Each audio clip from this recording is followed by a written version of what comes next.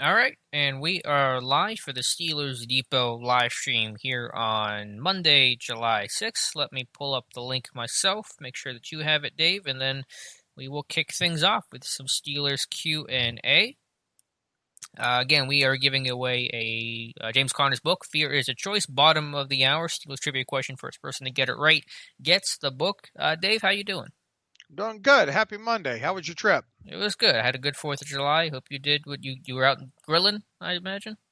Yeah, I burned some meat and There you go. stayed close to the computer and took a dip in the pool and all those kind of things. There you So go. Good stuff. All right, got a good crowd on hand here already. Talked to you guys early. Mutated Genome, Steeler fan, Xander's in the chat. I am Legend74. Mark Leslie with a good idea. Quick look through Dave's Twitter might come in helpful later. I like that approach, Mark. We have a super chat here already from Mutated Genome. Thank you very much, Mutated Genome. I'm glad you asked the question too with the super chat. Should Jets safety Marcus May be on the Steelers' radar? Well, I have a feeling why he asked that question, Mutated, because wrote about that a little bit earlier today after the report that the Jets are still looking to shop Marcus May. I know Dave and I aren't people to do the Steelers have to get this guy every single time a report comes out, but I think Marcus May would make a lot of sense, Dave. we've already mentioned him Mm-hmm. at least once in a previous podcast, Yeah. I think, I'm right? sure Captain Spartan, if he's here, will come in because I know he talked about him a while back. But we have talked about him before, too. Right. So, look, I mean, I know the report came out today from who was it? From Manish. Mm-hmm. Meta, the New York Daily News.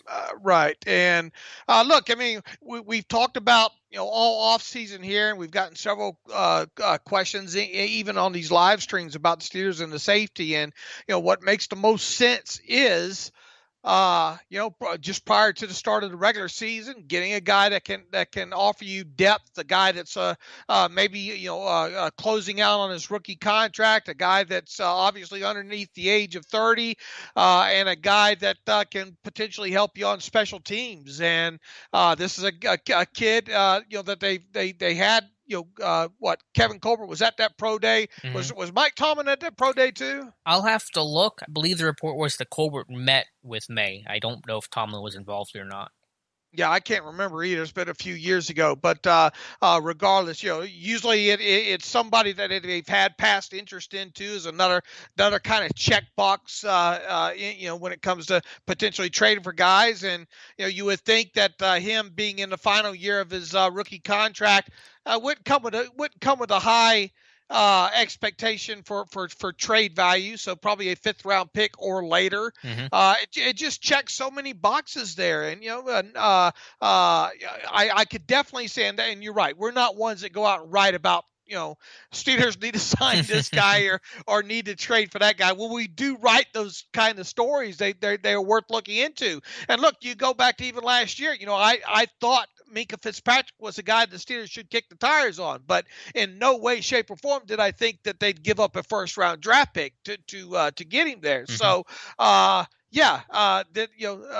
he makes a lot of sense for the Steelers. Yeah, and I'll scrolling down now. The stream will catch up in a moment. He had a pick against the Steelers. May did last year, which was not the most difficult play in the world. Kind of a lame duck by Hodges, but still, Steelers have seen him. He's hurt them and kind of sticks in your mind a little bit better. Quick shout out to the chat here. Bry160701. Hey Alex. Hey Bry. AJC's here again. Hello, and so is Pablo Martinez. Thank you guys for being here again. Ask your Steelers questions in the chat.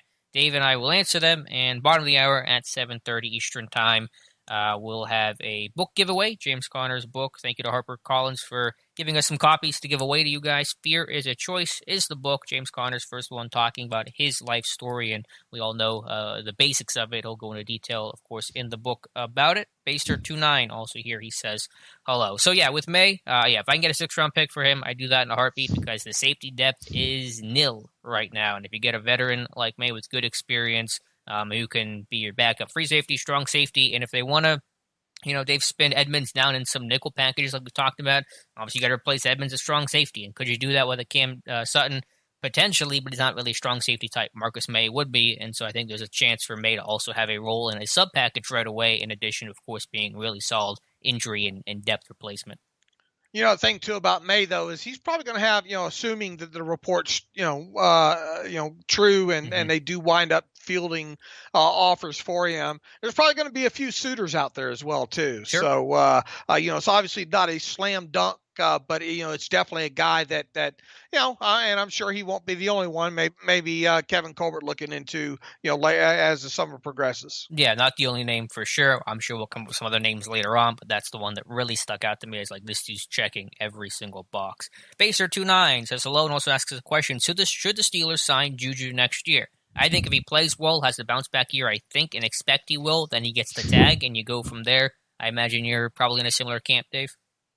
Yeah, look, I mean, from where we sit right now, the only way I see him potentially returning in 2021 would probably be via a franchise tag. This, of course, assumes that he doesn't sign a new deal prior to the start of this this regular season, which right now, there's no indications that such a thing is going to happen right now. So, do I think he can bounce back? Yeah, I do. I really, really do. I mean, when you go back and you look at Juju's 2018 tape, yeah, Antonio Brown was still in town and all like that. But I mean, Juju has proven himself in, against some bracket coverages, against some two-man situations. And man, you just go back and turn on that Jaguars game, right? Mm-hmm. That's a good one to turn on. So, assuming he stays healthy, and I think this is something we've talked about recently as well too. How big of an impact did that? I think it started off with maybe an initial toe or foot injury with him last year, and then of course got then it was the knee, I think, and all like that. How much did that play a role? In obviously in him missing games and not having the production you would want him out of him last year. And obviously the quarterback, not having Ben Roethlisberger was a huge factor in that. Mm-hmm. But I think if you go back and look at Juju prior to really going down injured, he was on pace to have obviously it wasn't going to match his 2018 season, I don't think, but he was on pace to have a pretty decent season nonetheless. So if he can stay healthy, and obviously with the return of Ben Roethlisberger and how we think this offense should be better, he should have a bounce back year. And if he does, and he has one close, let's say, 85 to 100 catches and, 1,1400 yards and 6, 7, 8, 9, 10 touchdowns.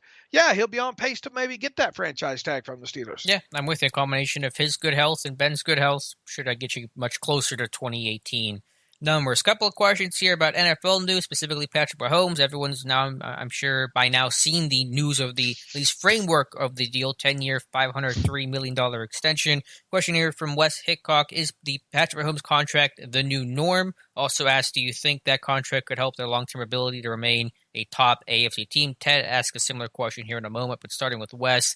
Dave, I know that you're someone, and you've been having on Twitter about this, rightfully so, about let's see the whole details and particulars of the deal, but what's your reaction to those questions from Wes? What was the general question from Wes? Because I'm looking at some numbers right now. Is the Patrick Mahomes contract the new norm? So how much does this reset the market, or is Mahomes just that kind of an exception? I don't know what he might mean by a new norm. I'll tell you what we do know that's coming out right now on Twitter, and okay. We have the outline kind of framework of the total value and all.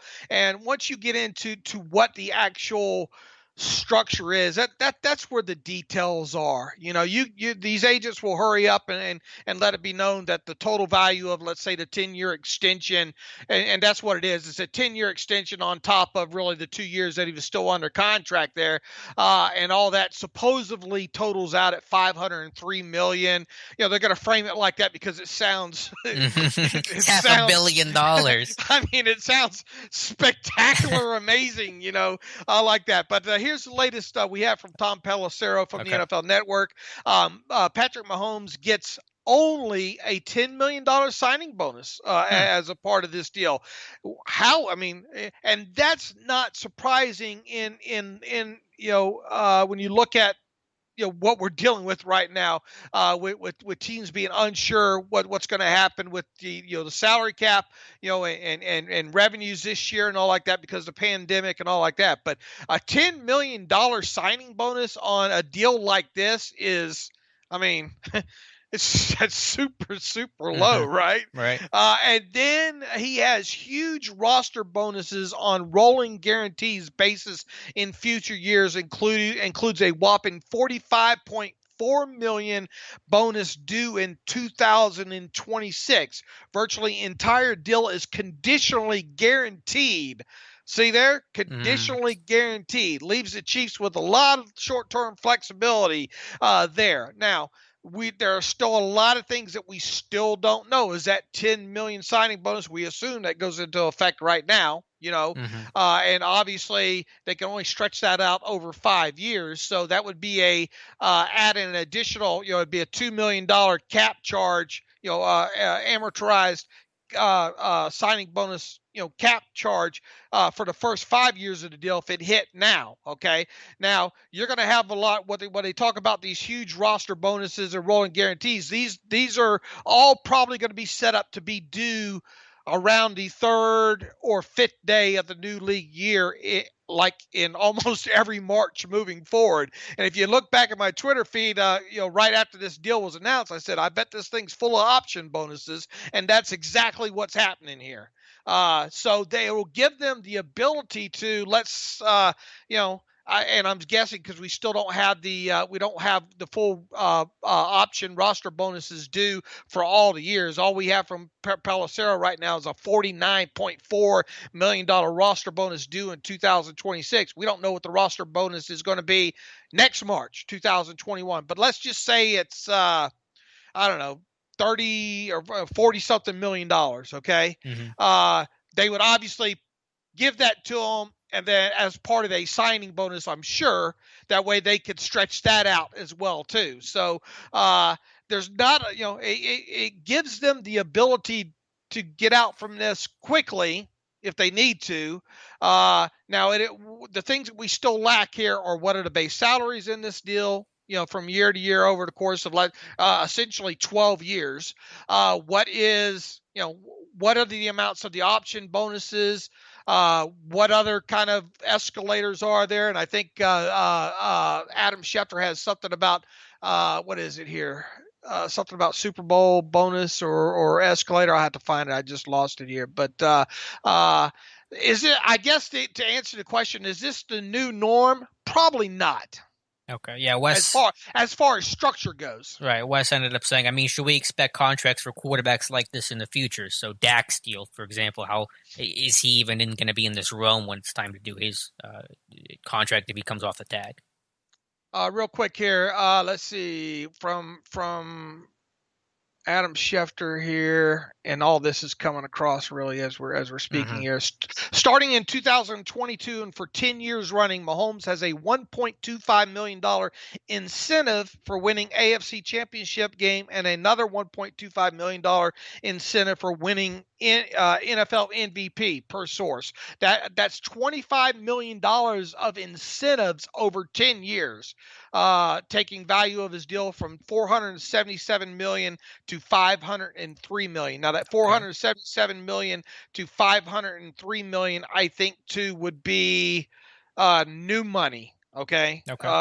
Average or no, I'm sorry. That would be the total 12-year, $503 million would be the total value of the deal over 12 years. So then you need to subtract out the what he was due in old money to find the new money average there. But back to Dak Prescott.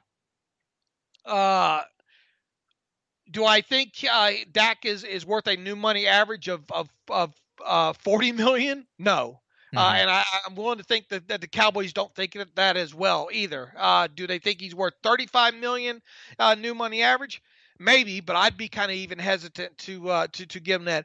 The structure of this deal is key here, and being that the length of it is and the average yearly value, it makes it look like one thing. I don't think this is the new norm though when it comes to structures, because this is really a rolling contract, and I would be surprised if it keeps its entire form the entire 12 years. Yeah, that makes sense? It does, and I think that it's so rare for these 10-year deals. What people say in the last 10-year deal was like Drew Bledsoe in I think the earlier 2000s or late 90s, whenever that was. So I think obviously the quarterback market continues to shift, continues to go up, and players will try to compete, but I think Mahomes is just in a different level, and this deal is structured at a different level right now that no other team is going to really entertain or compete with at present, at least.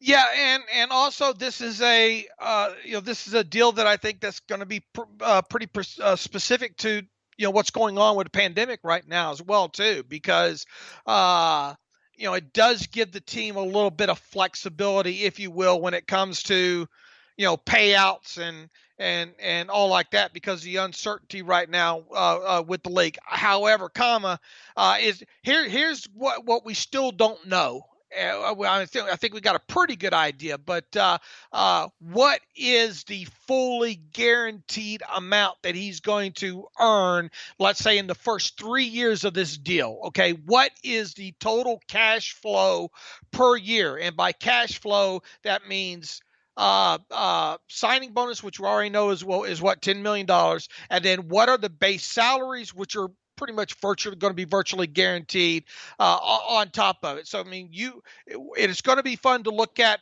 and we might have by the end of this show the way these numbers are coming out right now. But what is his cash flow per year for the first 3 years of this deal? That's kind of the thing I think that we're really looking forward to see right now. And all this conversation really, I think, answers Ted's question. How do you guys feel about Mahomes' 10-year deal? Seems like a long time. Maybe he should have signed like a 4 or 5. Then he could have re-upped it for another 5 years, maybe got more money. That's fair. Yeah, we'll see what the market is. And probably in 4 to 5 years, Mahomes' deal would look reasonable compared to quarterbacks. But he can get the money now, essentially. And if he bets on himself and gets those rolling guarantees, which he's probably going to get, at least early on, then he's still making a ton of money. So it could go either way. I think I don't mean to sound cliche and trite here, but I think it's kind of a win-win for both sides. But I think also a pretty friendly deal for the Chiefs if they ever need to get out of it for whatever reason. Right. Now, once you exercise one of these huge, option bonds, that's that much more you have invested in him as well, too. I mean, I think it's safe to say that Patrick Mahomes is going to be a member of the Kansas City Chiefs for at least the next 3 seasons. And realistically, because the way this deal looks to be set up, at least on the early reports here, he's going to be a Chief for the next 5 years. Okay. Now, from that point forward the way these reports are kind of shaping up, then it becomes probably more on a how's he playing type deal. Now, look, on the flip side there, the good thing for Patrick Mahomes is he's got a no trade clause evidently in this thing. So the Chiefs can't pawn this whole deal off on another team. So in other words, Patrick Mahomes would essentially force the team to cut him to get rid of him, and then that of course would allow him to sign a new deal elsewhere there. So that's one of the positives here for Mahomes is that deal cannot be shipped elsewhere along with him there. So that's one thing to keep in mind here. Now, another thing is you have to think that 4, 5, 6 years down the line, assuming the NFL gets back to normal and revenues and the cap keeps going up. I mean, obviously these quarterback salaries are going to keep going up and up and up.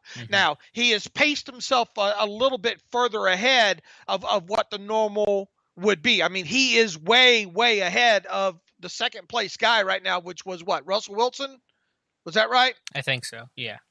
In other words, his new money average, which is first being reported at 45 million, that might come in a little bit higher than that. Actually, looking at some of these early numbers, remember that Russell Wilson was leading the league at 35 million. So to have a $10 million increase has already built him in a little bit of a buffer there, right? As far as the new money average, but even so, what's it going to look like 5 years from now? Will $45 million be a bargain?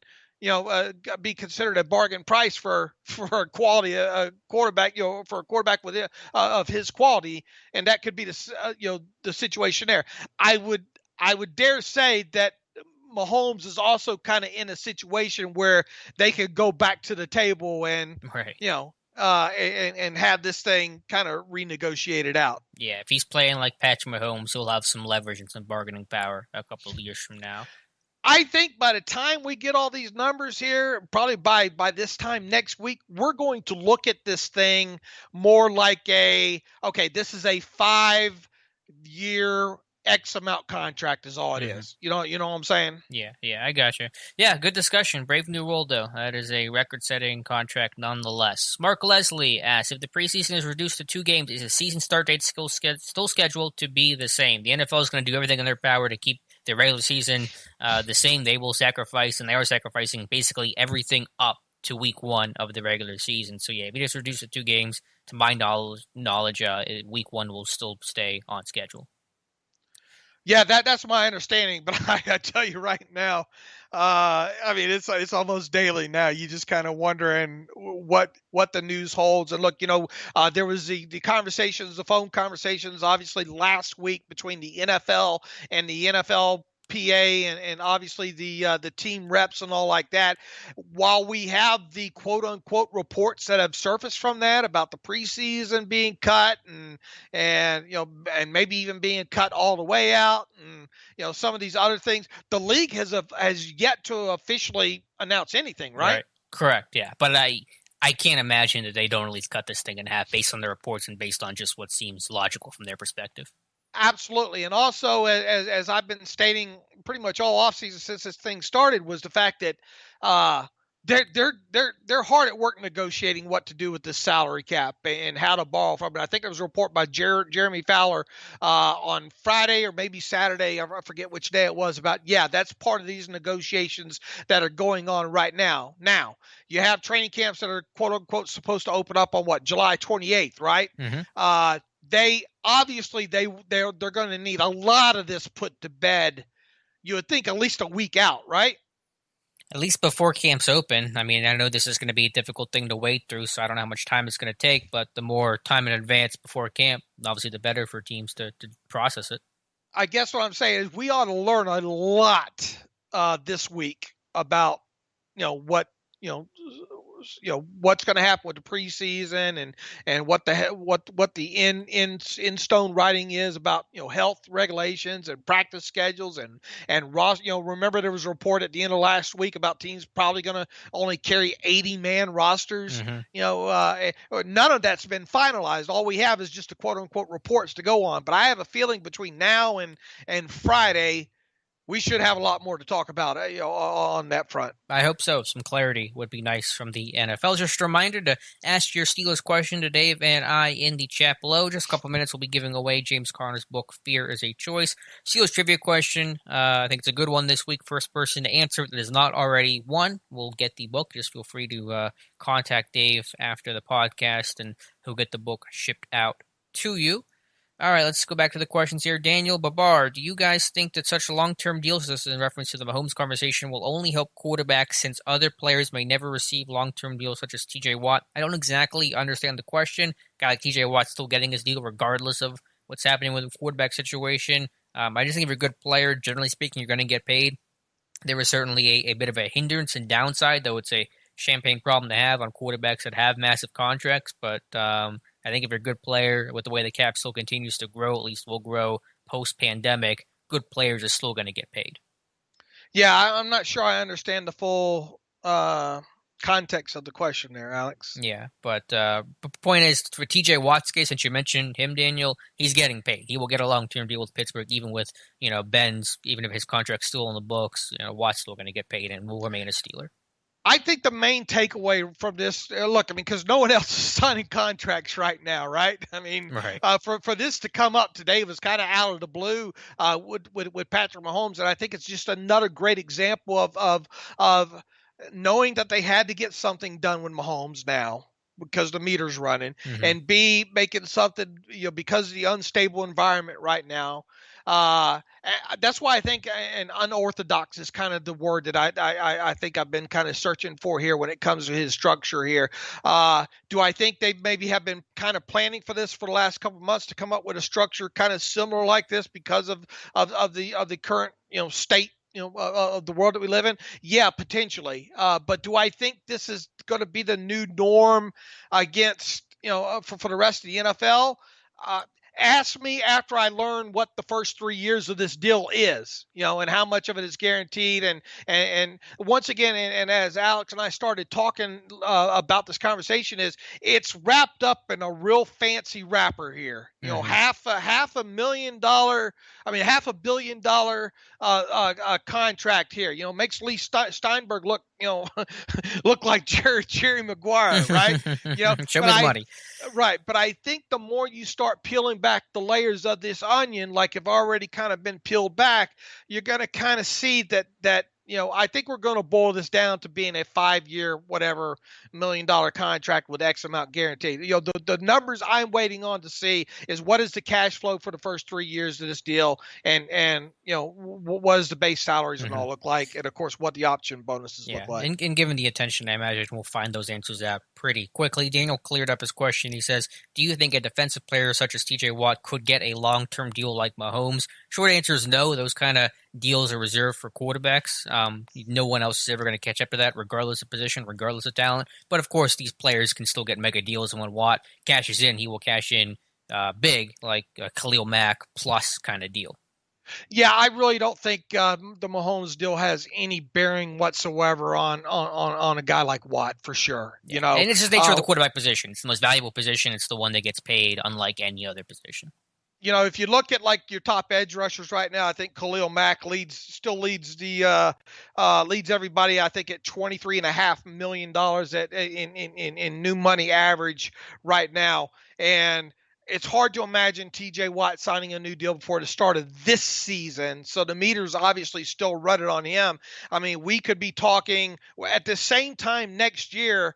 We could still be looking forward to a T.J. Watt deal to take place sometime during training camp that will pay him, I don't know. If $23.5 million is the top right now, if this guy goes out and has, 14.5, 15 sack season this year, and let's say he's in the running once again for defensive player of the year. Who knows? Let's say he wins defensive player of the year. You're going to be looking at a price tag on him probably approaching close to $30 million, right? I don't know if it's going to be that high, but above Khalil Mack, that's obviously going to be the goal. It's $23.5 million is the mark right now, and that's before any of these other players out there sign. That's before free agency next year even happens. So what happened?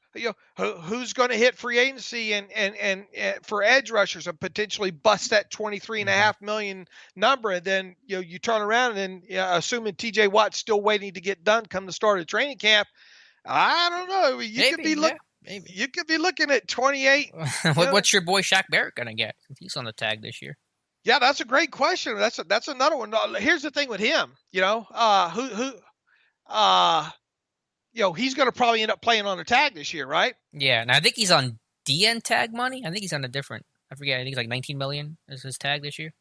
Right, but regardless, I think all of it depends. If he can, it's all going to depend on the season he has. Of course, yeah. Is he a one-year wonder in Tampa, or can he do it again? Right, that's the big thing with him, as opposed to let's say T.J. Watt has an off year and 10 sacks. Is that going to greatly decrease? Yeah, they're different cases. Right, to an extent. I understand that point. You see what I'm saying?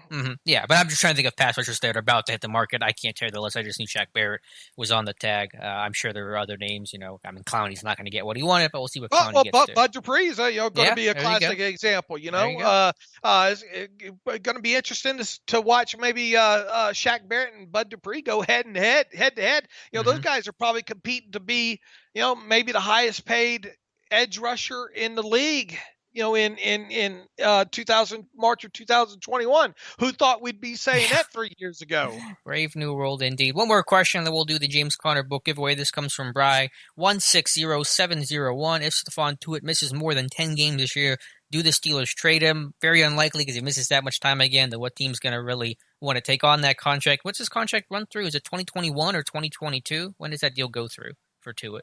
It's got a couple more years on it. A couple more years? Okay. Yeah. But here's what's going to happen there. Obviously, if he misses too much time, they're going to. It runs through 2022 with him. Okay. All right. So obviously, if he misses, if he has another injury-plagued season and misses too much time, he's going to be a cap casualty. Yeah. in late February, early March. That's what's going to happen to him. I doubt they would find a suitor to take on a $9 million base salary in 2021.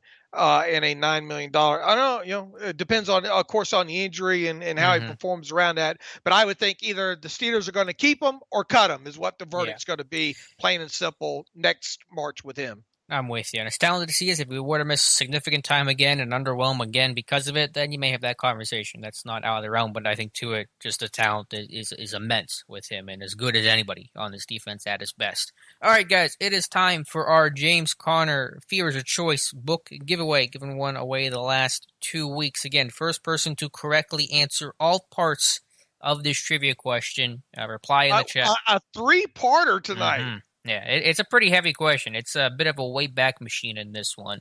All right, so here's the question, guys. Who was the last Steelers player to wear number 7 in a regular season game before quarterback Ben Roethlisberger, and who did he complete his only career pass attempt to, and against what team? So you got to name the guy that wore number 7 before Ben. He was a quarterback. Who did he complete that pass to, and against what team was that pass completed against? First person to answer all 3 parts of that question wins James Conner's book, Fear is a Choice. So I like this question. What was the inspiration behind this question, Dave? Or just random? Let's just find something hard for people to try to answer. It was complete boredom, and then obviously going back, you actually had wrote about the... I will pull up the article after. I have the play. I have the video of the play. And I dug a little bit deeper into it just out of a little bit of boredom over the weekend there. But I think it is a great question, and we do have the final breakdown of the Patrick Mahomes contract. We'll get to after we get a winner on this contest. Now okay. I will repeat the question again in case you missed it the first time. Who was the last Steelers player to wear number 7 in a regular season game before Ben Roethlisberger? Who did he complete his only career pass attempt to, and against what team? I think we got a winner in there. Do we? Or is my chat not updating? Okay, there we go. It just updated. Mark Leslie, who had mentioned about looking at Dave's Twitter earlier. He is correct. He is our winner. It was Pete Gonzalez to Heinz Ward. Not spelled correctly, but we'll take it. And against the Cleveland Browns. So Mark Leslie, congratulations on winning James Conner's book, Fear is a Choice. And let me pull up that play for you guys. A quick trip down memory lane. This was in 99, right? I've got it in my Twitter feed there too. If you want, let's see here. Yeah, against the Browns in the 43-0 win Monday Night Football. He came in an 8-yard gain on 3rd and 22 to Heinz Ward. It'll show up on the stream here in a moment. And he is one of 2 Steelers in the modern era to have only 1 career pass attempt, joining Brian St. Pierre, who went 0 for 1 in his career as a Steeler. And that was the welcome back to the NFL Cleveland Browns game, was it not? That was Tim Couch coming in the game and getting picked off, I believe, by Scott Shields, I think, like his first career pass attempt. Some real deep. Joey Porter destroyed him that game. I remember there's a clip when Couch entered. There were people like in like an angel costume, like Couch is our savior and everything, and that was dismissed pretty quickly. So, yeah, crazy game, 43-0. Against the Browns. So congrats to Mark. Dave, how can he contact you after the show? Send me an email to theterriblepodcast@gmail.com and let me know that you won the book via the Monday night live stream, and I invite you to do that as quick as possible. So I got a mail. I'm sending the wifey out on a mail run tomorrow, so I'd like to get that possibly out in the mail on Tuesday as well. There, so congratulations to him on the win. And Mark says he's in the UK. Is that going to be an issue sending that out? I guess we can flip the bill on that, can't we, Alex? I think we'll survive. All right, so congrats again to Mark for winning the book. And I don't know if we're going to do more giveaways, but if we do, we'll see it in future streams. Mark, obviously, just because I don't use those kind of addresses. Just make sure you're real thorough and get me the correct address in there. So I make sure I properly label the package and all like that to get to you and all. Yeah, it's weird. I just sent a gift out for the UK, and I can't wrap my head around the addresses there. But what's that gonna do? Cost us about $100. 100 British pounds. What costs more, pounds or dollars these days? You're asking the wrong guy. Above my pay grade. All right, let's get back to the questions. Ted Webb, with lack of preseason and even now lack of team practices, seems like they want teams to practice separately, offense on its own and defense on its own. How much will this affect the first month of the season? Very good questions. Again, nothing set in stone. I think there was a report the NFLPA but does not want to have any 11-on-11 practices this year, which I understand, but I also kind of don't, because at some point this thing stops resembling football and it really hurts these guys trying to play a game. And you're gonna play 16 games. I mean, what's a couple of 11-on-11 practices, for your evaluation? So I think Matthew wrote about it here that at the start of camp you'd have groups of 20, then you'd work together in groups of 40. So yeah, I mean, when you think about in-season stuff, you want to practice against the other team's concepts, offense, defense. You have the cards of what they run. If you don't get to see those looks, I mean, every team will have to deal with that, I guess. So it's all on the same playing field, but that's going to be a real impact. Any thoughts there, Dave? Again, no one has any answers right now, unfortunately. Man, I'm mesmerized looking at the numbers of this. I'm sorry. You did want to give him a Mahomes update. I apologize. Go ahead. Yeah, I'm sorry. I just, this is porn to me. You're gonna get us demonetized over here. This kind of stuff here. Look, signing bonus for Mahomes, $10 million.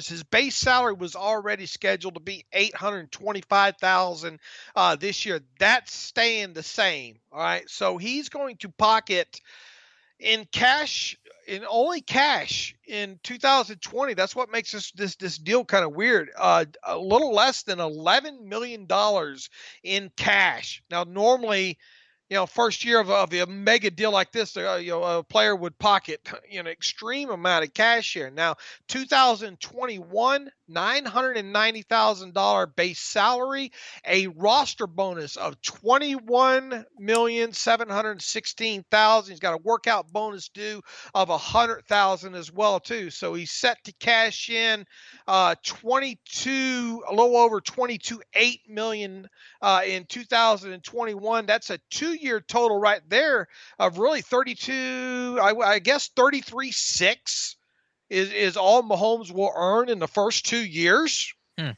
But so year 3, I mean, that number better go up pretty high for year 3. And it's really not. It's a $1.5 million base salary in 2022, a roster bonus of $27.4 million. A workout bonus of $550,000. So basically a cash flow take home in 2022 of almost $30 million. So where were we at there in 2-year cash flow was 33.6, did I say? Yeah, 33. So add another 30 million to that, 63.6 give or take over the first 3 years. Over the first, wait a minute, 33 and 60. What did I say? 33.6. Yeah, it'd be like 64 over the first 3 years. Right. Yeah, and now that is working off the extension, I guess, too. Does that play a role in this thing? No, because this is all kind of rolled together, basically. Okay. So you have the new 10 years on top of the old 2 years. So the Chiefs really getting out of this cheap, man. Mm-hmm. As far as cash flow, that's why it goes to say you got to wait to see what these numbers say, because I mean the cash flow alone for the first 3 years of this thing is extremely cheap. Mm-hmm. Just quickly, what is the incentive based on what you've seen? And not all the numbers are known right away, but we're getting a good portion of the picture. What is the incentive for Mahomes to do a deal of this length and this magnitude? What's the real benefit for him here? You had to take your best guess at it. Just being some semblance of security. If he plays well, he's getting these big bonuses, and I can't. I mean, other than it being team friendly, to help along the way. I mean, basically, this is a year-to-year kind of deal. Now, obviously, look. I mean, they get to next March and that almost $22 million signing bonus. I mean, roster bonus. It goes without saying they're going to exercise that, right? Mm-hmm. Now, will they want him running around with they could legitimately not turn that roster bonus into a signing bonus and still, by the looks of things, have him have a little over a $30 million cap charge by not turning any of that into no, actually it would be, you have to add 2 million onto that because of the signing bonus. So it'd be roughly a $33 million cap charge for him in 2022 just by leaving the deal alone. Okay.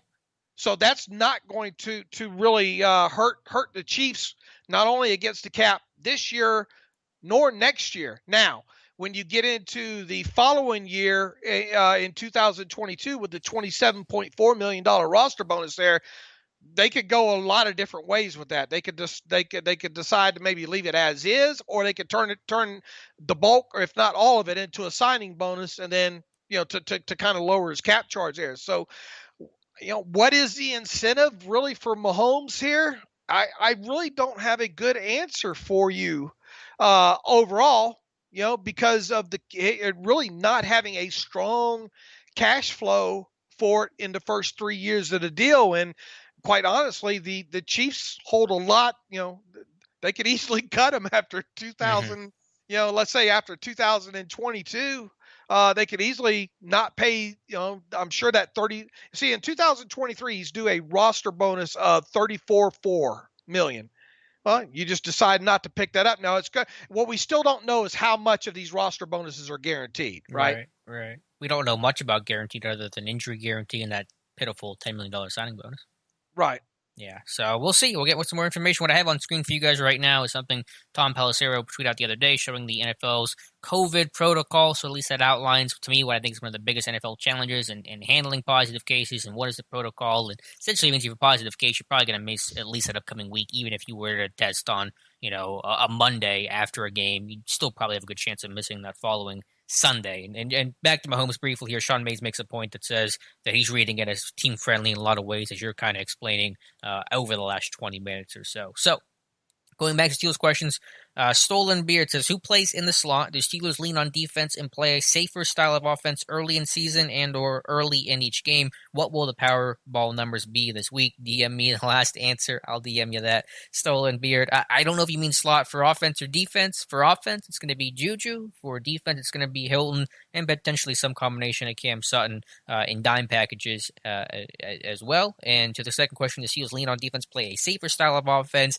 I wouldn't say that they're going to play a safer style of offense. They won't have the Ben, throw the ball 650 times like 2018. So if that means safer, then so be it. But they're going to play their offense. If Ben's the same dude, I mean, you have your franchise quarterback, you're paying him all that money. You're not going to play scared with that guy. No, and I think you could kind of see a little bit of an extension of what happened a lot in 2018 as well too. And I wrote about this somewhere on the site. Something along the lines of king of dink and dunk, for the most part. I don't mean that in a negative negative way. I think Ben was real effective. If there's one thing that Todd Haley should get some credit for, it was getting Ben to get rid of the ball a lot quicker. Yeah, that was the biggest thing. He helped preserve his career. It really did. Now, I understand the two didn't get along together. I know there's still people rubbing their hands together, some angst about play calling and yada yada. Okay, you're going to have that with any offensive coordinator. But if Todd Haley gets credit for one thing, it's the fact that he was able to get Roethlisberger to get the ball out a lot quicker than what he normally would, and that kind of manifested itself and really came to a kind of an end there in 2018, and the Steelers needed it at that time too because of the poor field position that we've talked about several times. On top of it, I think to some degree you're going to see a little bit more of that. I think you're going to see a lot of those mesh. I mean, the mesh has become almost a staple in the Steelers offense, right? Yeah, they've used it more the last couple of years for sure. With those underneath crossers, and of course, having James Conner back healthy, a quick and easy check down to a guy like him. Now, the difference that we hope to see, at least I think, with me, you let me know your thoughts on this as well too, Alex. In 2020 Roethlisberger versus, let's say, 2018 Roethlisberger, was the ability to be more accurate and especially in the first half of the season when it comes to passes more than, let's say, a deep ball in the NFL is 16 yards past the line of scrimmage. Well, I tend to still look at it at 20 yards or more past the line of scrimmage. I think that's the biggest thing that we're kind of looking for there to be a little bit different than we saw in 2018 was Ben's accuracy and the ability to hit deeper down the field, in addition to the, because that will certainly help balance out the dink and dunk game, if you will. And in fact, I'm calling it right now. First play offensive play from scrimmage in 2021 for Ben Roethlisberger is going to be a deep ball down one of the side of the fields. All right. But I think that's one of the biggest things maybe that we're potentially looking for in 2020 Roethlisberger versus, let's say, 2018 Roethlisberger. Yeah, that would be huge for a guy like James Washington. So we don't have Powerball numbers for you. I'm sorry, but we do have what's going to happen on the first play against the Giants on Monday Night Football. There you go. All right. Line it up. Mark Leslie, that's your what is that? Stone Cold lead pipe lock of the century of the week. There you go. Carl's specialty.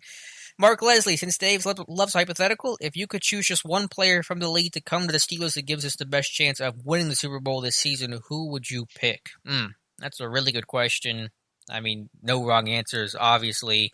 Probably someone on the offensive side of the football because your defense is already so strong. If you could choose a Saquon Barkley or Zeke Elliott or George Kittle would probably be your choice, Dave. I mean, no bad answers there.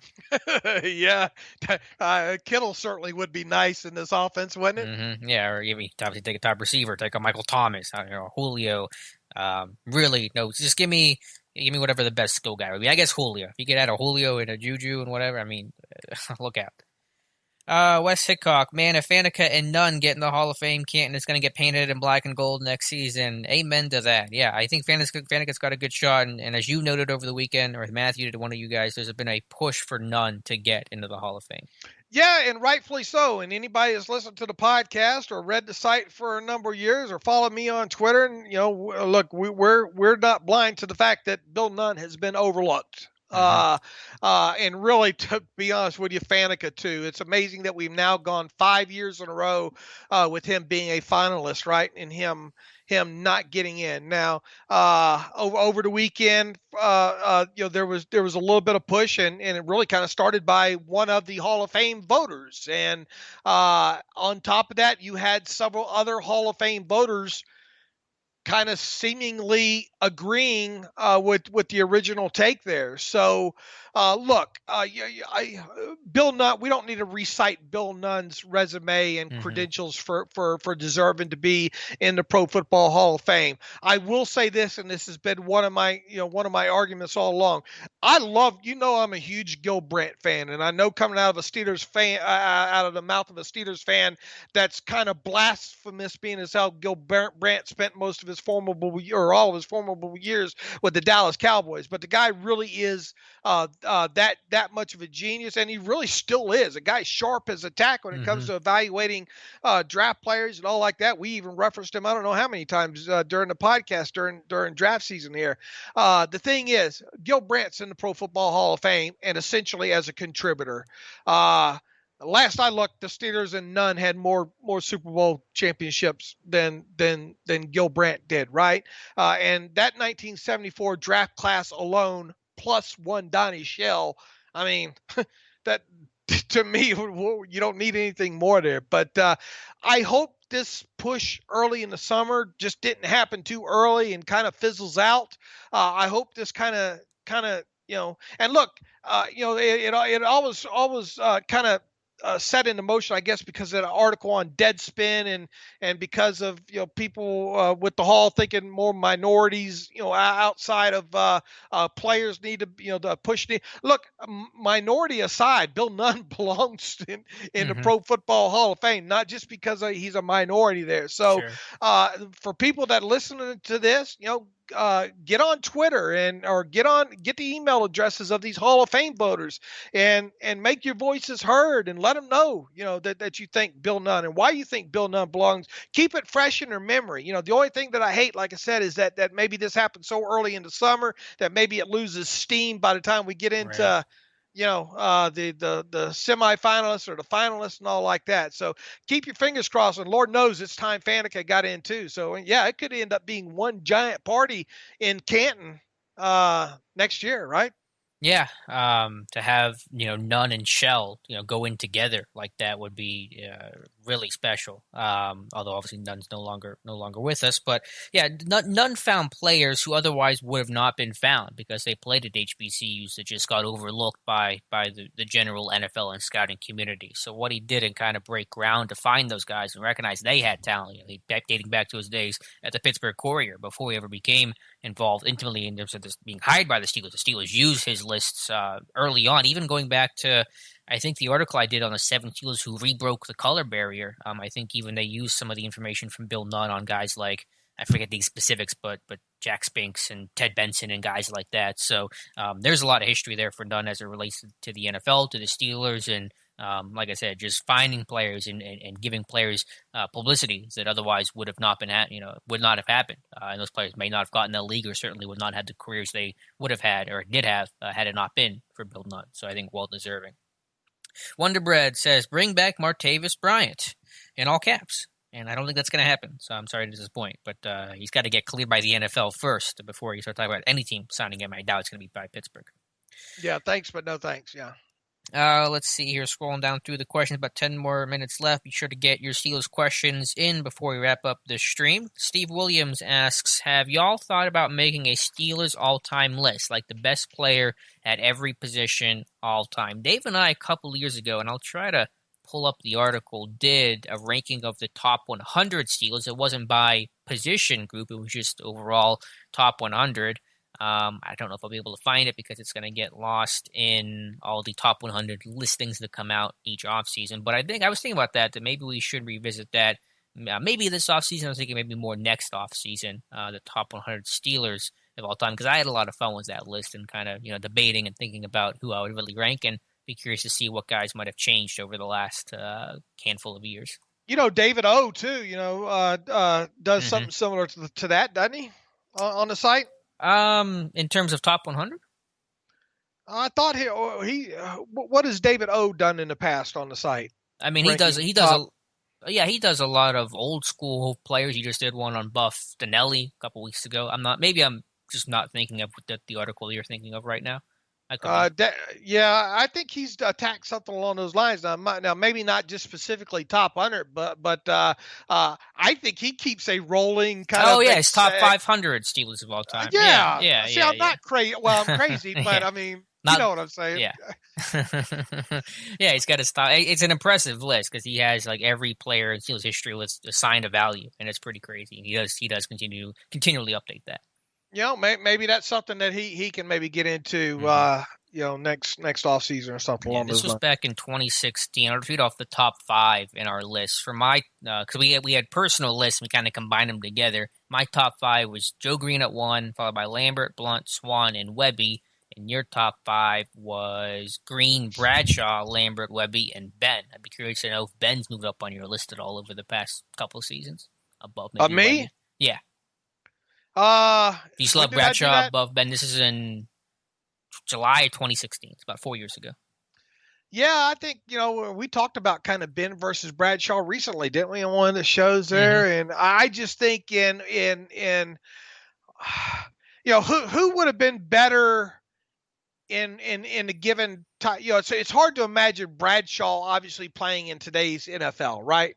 Yeah, it's the whole era debate, sure. Right, but it is a little bit easier potentially seeing Roethlisberger playing in the 70s, right? Yeah, I guess. I hear what you're saying. I guess what I'm getting to, eras aside and all like that, I would probably tend to want Ben. Okay. So would you have? And that's no disrespect to Bradshaw, but just evolution on my part, I guess. Mm-hmm. And hello, Samantha. So you just joined the chat. So would you have Ben at 2? Would you just kind of flip Bradshaw and Ben based on that list you had 4 years ago? Probably, okay. Yeah. Fair enough. Yeah, that'd be fun to revisit. I had a lot of fun. I'm really happy. I think you had Jack Butler at 16. I was happy when I saw that because I love those pre-null guys that get overlooked so much. Man, I would love to get a hold of just gobs of old tape from pre 1970. Yeah. There's not enough of that floating. I mean, there's some of it out there, and seems to be more and more surfacing every year. But it really would be fun to get a hold of a slew of that stuff from pre 70s and Steelers related. I think this was pre me joining Steelers Depot or very early on, but I tried to interview Jack Butler, and I thought we had an interview set up, and it got canceled at the last second because Butler had so many interview requests. He got tired of all the attention. He was like, I'm not talking to anyone anymore. So I missed out on the chance to interview Jack Butler. Samantha, yes, we did talk a lot about Patrick Mahomes. So you can go back to earlier in the podcast the live stream to listen to the conversation once it gets posted and archived. Also, let me make sure everybody knows Tom Pelissero on Twitter has the layout of the entire contract there, so you can kind of see the numbers that I was following along with Alex. After we did the question and all, gave away the book and all. He's got a great breakdown of that contract. It shows it by year, base salary and roster bonuses. So pull that up if you're going to re-listen to this, Samantha or others. It'll give you a nice tool to follow along with what I was reading off of there. Couple more questions here. Don Knock, any different types of coverage y'all want to see the secondary run now that they will have a year of experience together? Dave, any thoughts? No, look, I mean, they're not going to reinvent the wheel. I think going to see probably kind of the same kind of stuff. And I think Minka, in so many words, told us basically said that they play what they play. Right, they play what they play. You'd like to see pattern, a little bit more pattern matching, probably. Stuff that keep offenses and young quarterbacks specifically on their heels. Show them one thing, and then they look at it and they think they're going to get the same thing, but it ends up being a pattern matching. And lo and behold, you have a slot receiver right there. I mean, a slot cornerback, jumping something right there. So I'm a huge fan of trap stuff and that kind of stuff. But pattern matching with it as an experience of a secondary as they'll have this year. Makes a lot of sense to maybe see a little bit more of that. Yeah, and just pre-snap disguises rotation with a secondary that does have the continuity they have, which is rare, where everybody's returning. I think it's helpful. Obviously, about having Minka move around, play some more robber coverage, not be so attached and tied to the post the way that he was at times last season. Just getting more involved. Maybe even, it's kind of crazy to say, maybe a little more zone coverage, because you're facing some mobile quarterbacks in the AFC North, where you're talking Burrow, of course, Lamar and Baker. It's hard to play a lot of man coverage against them because your back's turned, those quarterbacks across the line of scrimmage, you're late to react. Those guys can make some hay. So maybe you want to add some more zone stuff, but as usually kind of pattern matching too, as opposed to the very high rate of man coverage they play these days.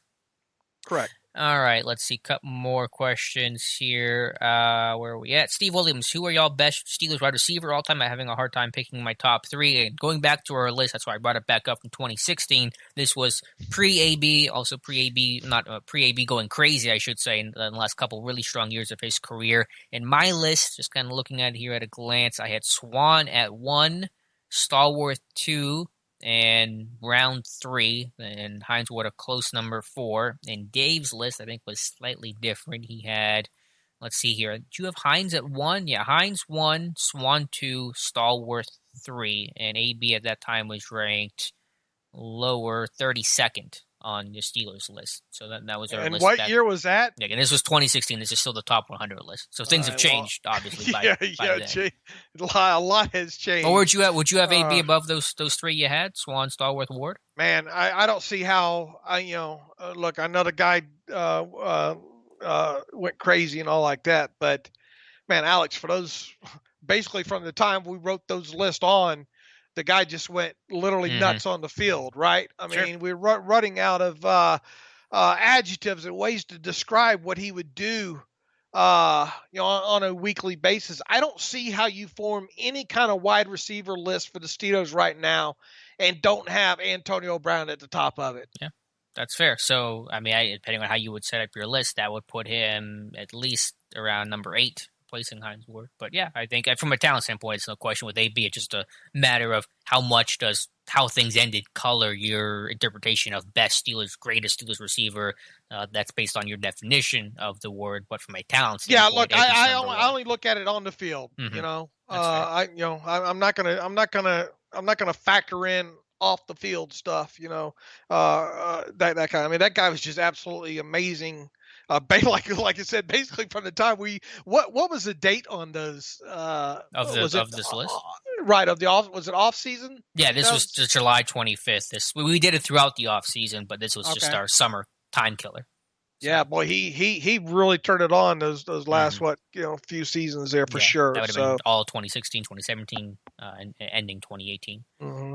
All right, Austin Averick, with the addition of Ebron and potential breakout of Johnson and Washington, how do you see the offense splitting snaps? In terms of the tight ends, I think it'll be pretty split down the middle for Vance and Ebron, about 500 each. We'll see who stays healthier, and that guy will play more, of course. And I think at 2 receiver sets, it'll be Juju as the Z, Deontay as the X, and then their base 11 personnel, 3 receivers. Juju kicks the slot where he's most comfortable, and Washington will come in and play the Z. So that's my interpretation of the offense and splitting snaps. Yeah, and that's where I come down on it too. What did you think about the snap, the draft pick snap breakdown I put up this morning? Yeah, that was really good. I'll bring it up here really quick. Any major takeaways? It's hard to really even apply to this year's class just because of the unique nature of the class. But what were your takeaways? Not much of anything that I didn't think that I thought that I already knew, if that makes sense.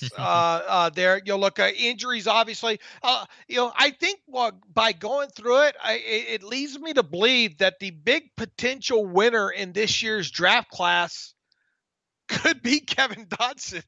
In what sense? Just because from the injury front, you have 2 guards on the field at all time, right? Yeah, so you think if someone goes down, he's next man. Yeah, I think there. I mean, look, if you lost God forbid, you lost a guy like David DeCastro, what are you going to do? Does Wisniewski come in? I mean, you could, but is that ideal? Hadn't most of his time been at left guard anyway? I'd have to look. I imagine he's played everything along the interior. Sure, he has, but I think he's a better left guard. I think he's a better left guard than anything. Okay. Of the 3. And it just depends on Dotson's readiness at that point. Does it happen week 1 or does it happen week 14? That might be a question. Yeah, but you go all the way back to 2011. How ready was that? Was the year for Marcus Gilbert, right? Well, did you have any other option when Cologne went down? I mean, I don't remember the exact landscape I don't of the remember team who back then. And plus, Gilbert was a second-round pick, which is a little different than a 4th rounder. Sure. I think just in terms of the expectations of how much those guys could play right away. Yeah, we'll see. I mean, who knows? Could Dotson have that role? Absolutely. I just think it would come through injury. Right. And obviously, yeah, I think most of them, or really all of them, look, I mean, Chase Claypool's going to see some percentage. We don't know what that is.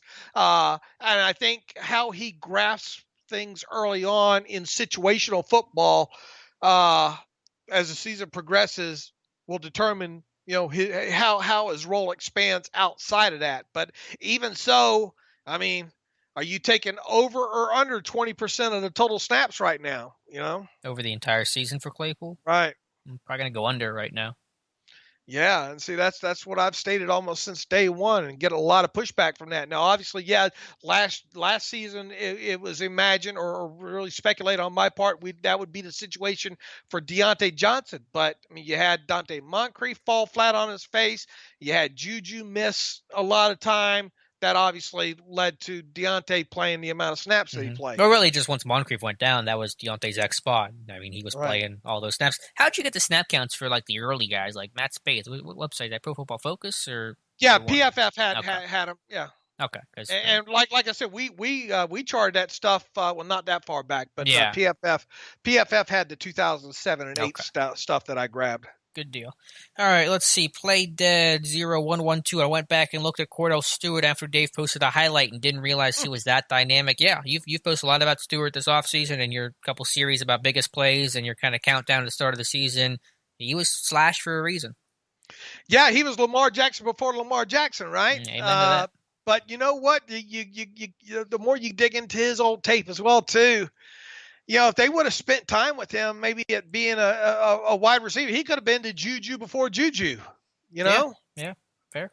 He was extremely dangerous in the slot. With a quarterback mind and all. It would have been interesting to see what would have happened.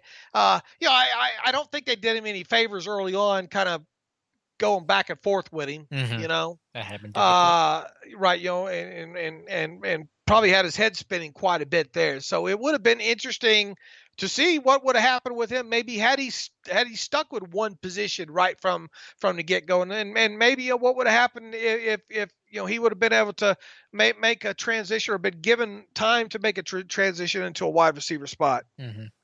Tucker Cable, last Steelers question, then we'll get to a couple movie recommendations from the chat for Dave. Who do you think will lead the Steelers in yards from scrimmage in 2020? That is a very good question. I first thought went to Juju, just because I don't know about the health of guys like Connor. Could it be Deontay? What do you think, Dave? Wow, that man, and it's obviously going to come down to health. I think on the two that I'm torn between, and I'm torn between Juju and James Conner. James Conner had 1,400 yards from scrimmage, did he not? In 2018? Yeah, and that was only in 13 games. He had the ankle sprain that cost right. him. He had the ankle sprain. I mean, if James Conner, and it's a big if. I mean, it's like talking about Vance McDonald a couple years ago. If he can stay on the field, I mean, I think James Conner has the ability still to put up a 1,700 total yards from scrimmage kind of season. Mm-hmm. Now it's a big if, obviously. Right. If not him though, my next guess would be Juju. Mm-hmm. Yeah, I mean, if you told me James Conner was playing all 16 games, he's the no-brainer pick because most starting running backs who play all 16 games are going to be your leader from scrimmage. It's just hard to trust that at this point. So you could even throw Deontay in there. I mean, if you said Deontay, I wouldn't get too mad at you about it. Yeah, I just think the biggest thing with Deontay is how many down-the-field situations really is he going to be able to – I mean, yeah, he did as a rookie, and I think that's one of the things that we've talked about several times. One of the pluses with him is that we saw a Deontay be able to stretch the field and stack and get open, but ideally, that's you're probably not going to see a lot of that. I wouldn't think, even in a second season. A lot of your deeper stuff's probably going to go to Juju, Washington or Claypool, that kind of stuff there. So I would tend to think that it would take Deontay several more catches to kind of make up a little bit of that, maybe that lost deep yardage. You know? Whatever. I mean, I just think about from a target who's going to be on the field enough every single snap. He's going to be out there, the X receiver, 3-by-1 backside, getting a lot of one-on-one tasty matchups. I'd probably go Juju over Deontay, but if someone told me, I think Deontay's going to be the guy, I mean, I could understand that point of view. I think it'd be one of those three. Yeah, I think so, for sure. I'd bet some sizable amount on that. Samantha asks, Dave, any good movie or book recommendations this week? Oh, wow. I'm not a new movie kind of guy now. All my stuff that I talk to Alex about is usually stuff of things. I don't know if you've seen the original Jaws. It's absolutely fantastic. I have. Both of you guys, Samantha and Alex. Cool Hand Luke is just a classic movie. I don't know. I'm trying to think of other ones that come to the top. I mean, I'm sure everybody's seen the Shawshank Redemption. I think that's another classic movie. Royal Tenenbaums. I don't know how quirky of a mind you have, Samantha, but I kind of come from that broken, kind of messed up, dysfunctional family. The Royal Tenenbaums is absolutely fantastic. It got some comedic value to it, and enough quirkiness in it. I think it's a very underrated movie. Mutated Genome says to have you send me the Blu-ray version of Cool Hand Luke. Probably won't watch it, even if you do.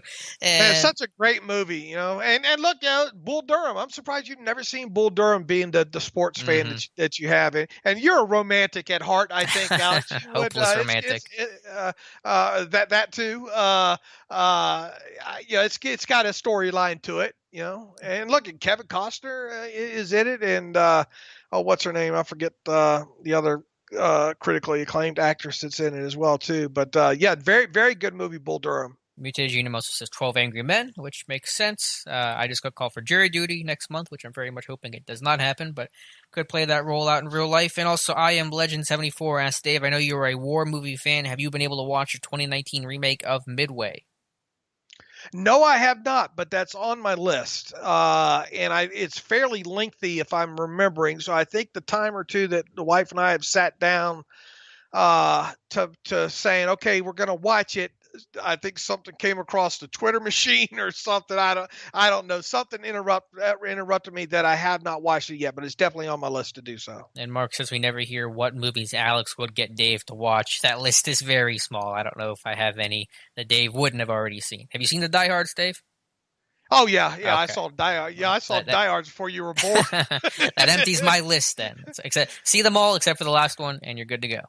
You know, the original Top Gun was on. Look, the old Rambos, the old Rockies. Obviously, I was huge into as a kid. I like the original Top Gun. I'm not so excited about them remaking that. Jaws is something I cannot turn the TV off if I come across Jaws being on for some reason. I really didn't get into that until several years ago, I guess.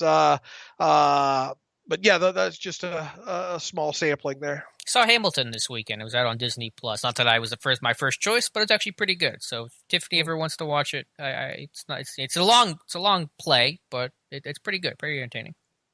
Yeah, I don't think I've ever been to a play before, Alex. I haven't either, but it's on Disney Plus. This, if anyone wants this to watch. might come as a bit surprising. I'm not very cultured. It doesn't go Jaws, Rambo, West Side Story. Yeah, I'm not. Education and culture are two things that didn't really happen a lot with me. All right. On that note, guys, we're gonna wrap up the stream. Went a little bit long, but thank you for everybody who was here. Of course, Dave and I will be back next Monday from 7 to 8 p.m. Eastern time. Thank you guys so much for being here again. If you want to go back, listen to the archive, it'll get archived on YouTube, get posted on Seagulls Depot either later tonight or Tuesday morning, and you can listen to it in podcast form wherever you already listen to the Steelers Depot podcast. So, Dave, thank you for being here tonight. My pleasure, and thanks for everybody that joined us tonight. Peace and love. Peace and love. All right, guys. We will talk to you soon.